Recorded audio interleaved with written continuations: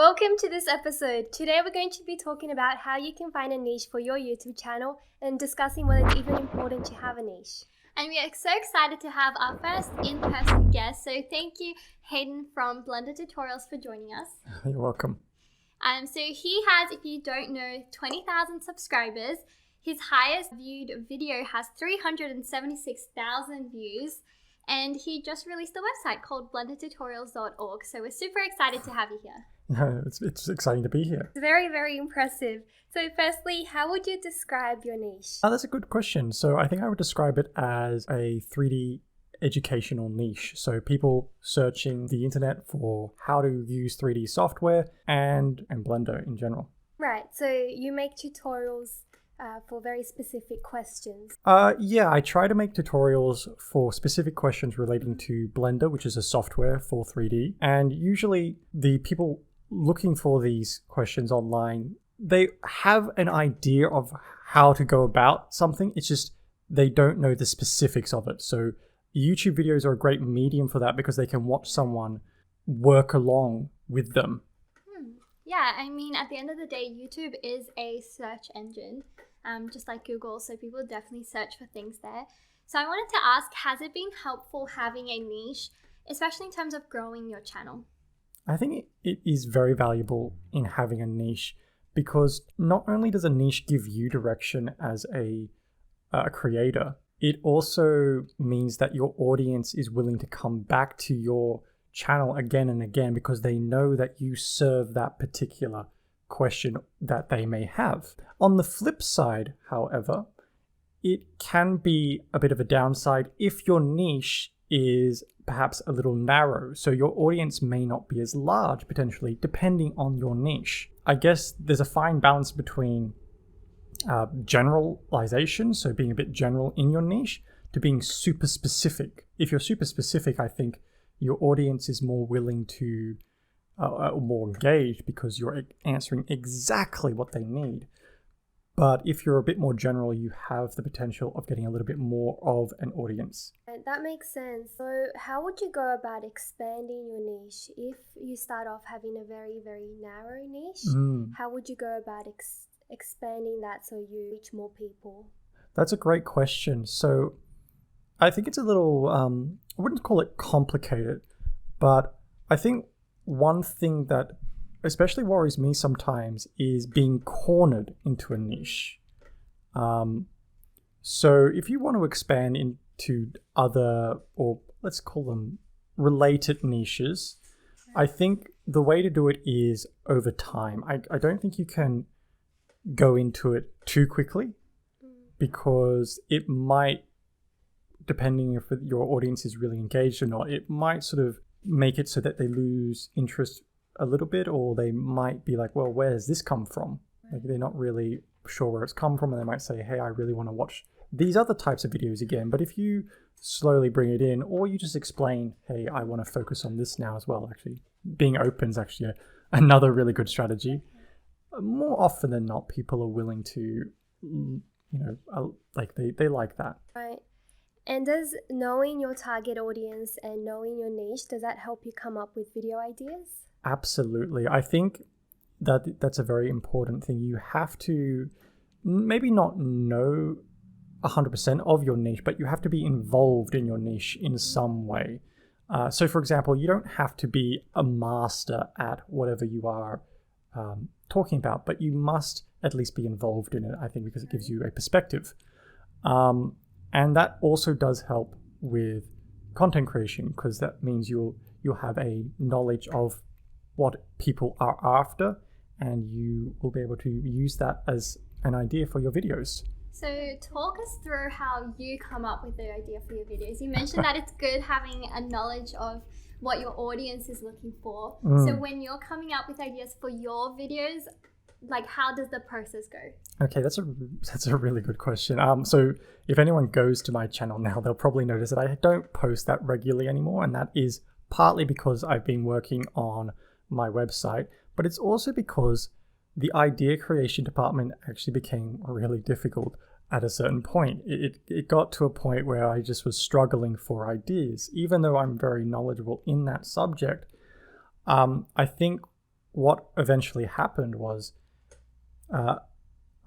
you just get to a point and you kind of feel like you're just rehashing the same ground. But initially, I think the ideas more came from people asking me at university how to use this particular software. At least this is how Blender Tutorial started in a way. They asked, like, how do you use this software? And I was like, yeah, I can make a video for it. And so I started posting videos of it. So firstly, it was community, well, not community, it was just people asking questions in real life. And I'm like, well, I can't answer it all the time, so I'll create a video and then people can watch it.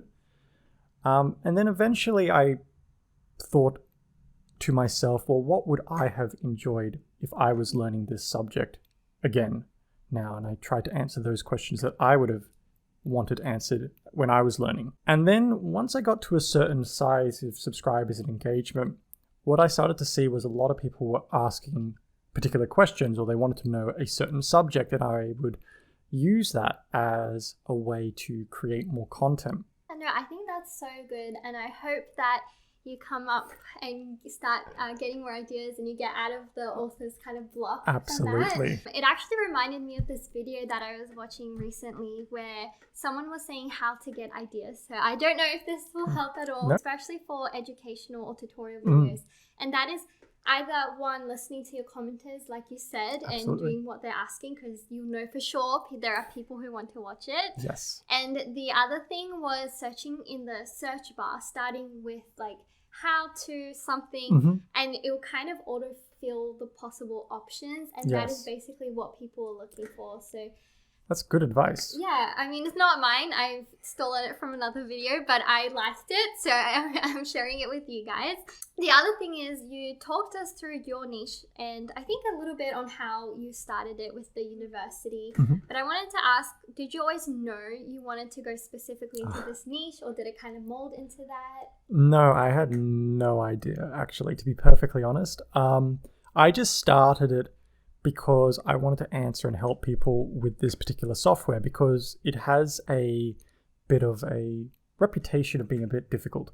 Let's just put it that way. So it just started off as from a place of me wanting to help people. But as I started helping people and hearing all the feedback from people saying, this is great, I've learned so much, it just really made me feel really good. I like to continue helping people learn the software. So I eventually just pivoted towards that a bit more.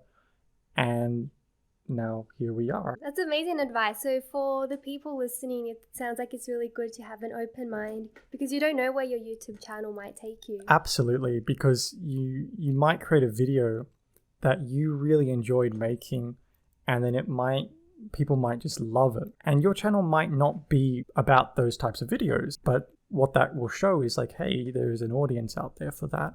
For the people listening, they might not have a YouTube channel yet, they might be thinking about starting one, or they might already have a few videos out. So how do you think they should find their niche? Is it something that they're already passionate about, something that they have knowledge on? That's a good question. I think you should have knowledge on your niche. You don't have to be the most knowledgeable person about whatever you would like to do, but you should have at least some knowledge on it. And being passionate, while not a requirement, does help, I think, because it means that you won't burn out as easily. So I think being passionate and being just a little bit like have knowledge of it is important. Now, you could also frame it from another perspective. Maybe if you're learning something, that could be your niche, learning something in 100 days. For example, people like watching journeys, because I think that's one thing the internet's very good at. You can sort of guess at what people are looking for. They're either looking for information or they're looking to feel something. They're looking for a story, either motivate them, scare them, make them feel happy. And that's why movies and film do so well. So by sort of orienting yourself to facilitating to those needs of people, it's often a good bet that someone's going to like it. Yeah, I think that's such good advice. If you're listening, one of the examples you gave was to do a video on learning something, which will then have both the education side as well as the emotion and taking people on a story, which sounds really cool. So if you're out of ideas, that could be one for you. And so speaking in terms of your channel and your niche, why do you think that the education kind of niche has done you well and has become so popular? Well, that's a really good question. So I think it just boils down to how the internet works. So, I mean, who's done this? Who's just gone to Google and typed in how to ... You know, I think we've all done it. And Google spits out a result, and that will usually have videos at the top, and there'll be a list of blogs as well. I think that how to question, how do I do this? How do I do that? Really lends itself very, very well to being discovered on YouTube, because people are always searching and trying to attain more knowledge for themselves, because I mean, that's the most sure investment, isn't it? Investing in yourself. Has it affected at all as well watch time? Sorry, percentage of time people watch? That's a great question. I sometimes look at the statistics of the watch time on my channel, and I get blown away still. I mean, I get about 50,000 views per month, around that. Wow. And the watch time is just insanely large, like tens of thousands of hours per month. And I think the form of education does contribute to it slightly, because people may have to go back to parts that they're not quite familiar with and rewatch that part. So if they're not familiar with a certain concept, they might jump back a couple of times and try it out for themselves. And that does contribute to the watch time. Yeah, so it sounds like you're really filling a need with educational content. Absolutely. And you gave really great tips for the title for the video. So not only for what videos you should be posting about, but how to title it. So if you're doing educational videos, any types of video really, it's good to keep in mind how your ideal subscriber is going to be searching. Absolutely, how they're going to ask for it, how they're going to, you know, type it into Google or YouTube or wherever they're looking. Well, thank you so much for all the advice you've shared. If there's just one key takeaway that the listeners could take, what would it be? I think it's have fun and really enjoy yourself and be true to what you want to do. If you read, you know, as you grow and grow, you'll also be getting fairly negative comments now and again. And just to ignore them for the most part, because honestly, that people either aren't really thinking about what they're writing, or they don't really mean it as much. So being positive, I think, is a great attribute. Thank you so much. You gave us so much to think about, and I think a lot of anyone listening will have learnt a lot. I certainly have. Definitely, to wrap up, I think super important is having a niche can really help you in terms of getting viewers. But at the same time, don't be scared when you're starting out to experiment a little bit and see where it takes you and where it fits in. And so we just wanted to say thank you so much, Hayden, for being a part of this. You're Please welcome. go check out his channel if you're watching this on YouTube. I'll have all the links, but otherwise it's Blender Tutorials. And also check out his website, so blendertutorials.org, if you're interested in learning about Blender and animation and anything for beginners. So Thanks, Hayden, and thanks for listening.